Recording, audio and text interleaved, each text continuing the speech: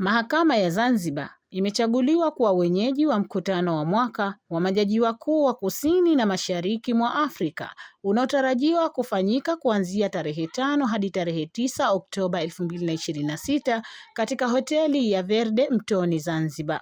Akizungumza na waandishi wa habari katika Mahakama Kuu Tunguu Zanzibar, Jaji Mkuu wa Zanzibar Khamis Ramadhani Abdallah amesema mkutano huo utawakutanisha majaji wakuu na wadau wa sheria kutoka nchi 17 huku zaidi ya washiriki 250 wakitarajiwa kuhudhuria. Lengo la jumuiya hii ni kutafakari changamoto za utoaji wa haki, kuimarisha ushirikiano wa kitaaluma, kuboresha usimamizi wa mahakama katika jumuiya, katika kanda yetu, kuweka mikakati ya pamoja ya kusimamia misingi ya sheria na utawala bora.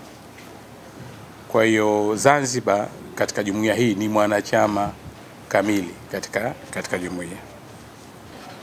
Kwa hiyo tunategemea katika mkutano huu kuwa na majaji wakuu kutoka nchi zote hizo ambazo nimezitaja. Tunatarajia kwamba mkutano huu utafunguliwa rasmi na Rais wa Zanzibar na Mwenyekiti wa Baraza la Mapinduzi Dr. Hussein Ali Mwinyi.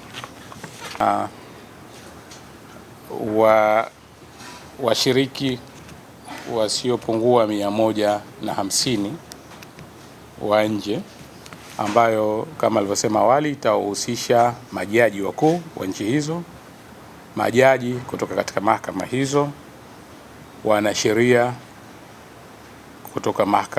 kutoka jumuiya hiyo, wasomi wa sheria na wadau mbalimbali wa sheria.